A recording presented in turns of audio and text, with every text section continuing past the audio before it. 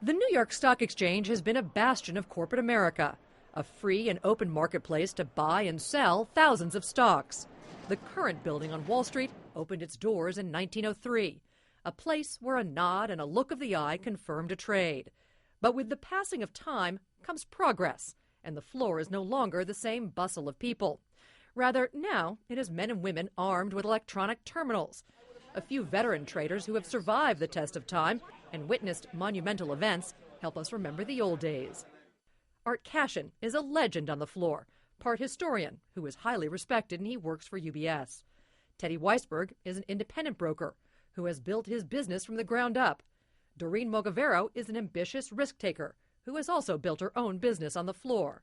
And Kenny Polcari is a long-established broker with ICAP Corporates, known for his morning note and insight. First came as a member in swaddling clothes at the age of 23 in 1964. I came over in 1969, May of 1969, and I remember it like it was yesterday. I mean, the very first order I had was in this stock, and it was a wild stock. And then, I just stood there and froze. I didn't know what to do. And then, of course, somebody grabbed the order out of my hand, and they executed it for me, and they gave it back to me. And they said, "Kid, you better figure out what you're doing before you come back in here again." And I've been trying to figure it out for 41 years.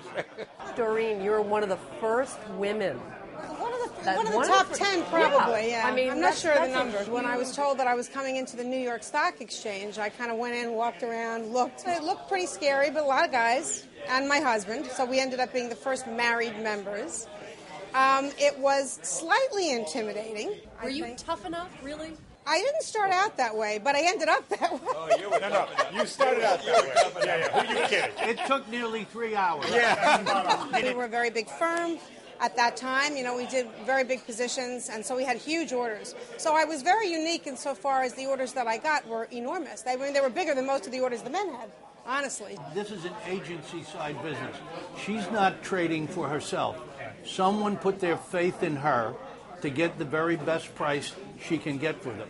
And that makes you naturally aggressive. You don't stand and say, no, you were here first, you go first, okay? You guys have lived through some of the most unbelievable market swings. You've lived through history. Kenny, what was it like to be on the floor in 1987 on October 19th? I got to tell you, in 1987, I was basically a new broker. I had gotten my seat in 1985. I was 27 years old. It was just unbelievable. But you came to work and every single order you got was a sell order. They were red and black, right? Black was buy, red was sell. Very good that you remember that. That's right. I was going to say, yay for you. Good job. It was all manual, right? There was no electronics, so it was all manual. So you had crowds of people, and everybody was on the same side of the markets. I just remember at the end of that day, and we were the bell rang at 4 o'clock, and we're still there at 6:30, 7 o'clock at night, just picking up the paper and trying to figure it all out. And I remember going home and looking at my wife saying, "It's over. We're going to lose everything." For a business in which $500 million could change hands on one trade, there was never a contract, never a lawyer, never an accountant, never a witness. I looked in his eye and said, "Sold." I never handed him a piece of paper. He never handed me one. He made note of my number. I made note of his. Is there more uncertainty now with the advent of electronic trading? Well, I would say, first of all, back to 87, for most of us that were there, it was the worst day we've ever experienced, the closest the institution ever came to a panic. The flash crash in May, that is the result of a brand new market system which nobody really understands. And the scary thing is, I think it will happen again and again and again. Now it's all about computer trading and high-frequency trading, and the public interest be damned. And I don't quite understand it, but that's the new marketplace. And so the flash crash was scary because there was nobody to look at. There were no eyes to look at. I think that we are in a period of transition in the marketplaces, and I think the pendulum always swings too far to one side. And I think, as evidenced by the flash crash, we are now starting to see that there is a need for speed bumps. There's a need for unity.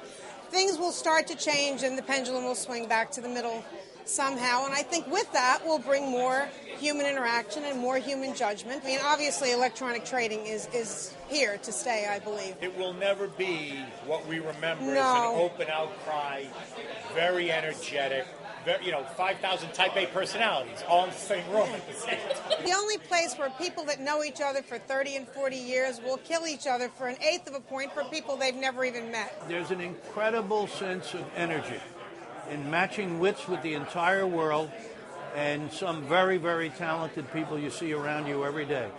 I always say that a good broker is part detective. You look up at that tape and you see things happening. I've been in positions where you could predict almost an imminent war that was happening by watching which stocks were moving. We were all there, September 11th. I remember coming down to the exchange, and I was here for every day for 3 months afterwards.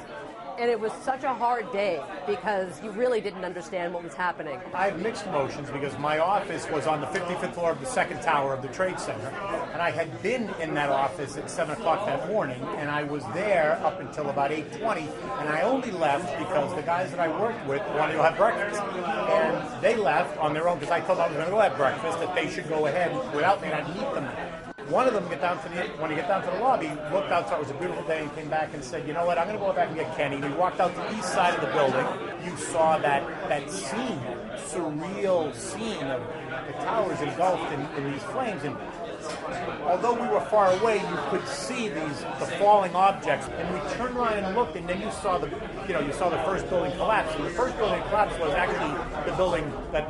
So you shouldn't be here. And I went for a long time. I kept saying to myself, but why did he come back for me? Because by rights, I told them to go, and they left, and I was there by myself in that building. I don't know.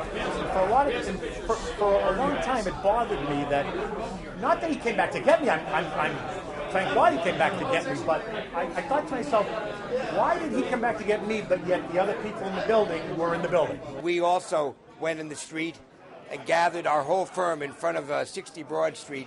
My daughter was crying, and it was very surreal, covered in the dust, people running and crying everywhere. It was like a horror movie. On the Monday, we all came to work, and it was a difficult day. Ladies and gentlemen, our heroes will now open the marketplace. But yet, when the bell rang at 4 o'clock, it was probably, for me, one of the proudest days of my life that we did it. Yeah, the market was down 700 points, whatever it was, ended up that day. But when the bell rang at 4 o'clock, the system worked, we worked, we were back in business, we were proud to be an American. One of the greatest days of my life was the day that I became a member.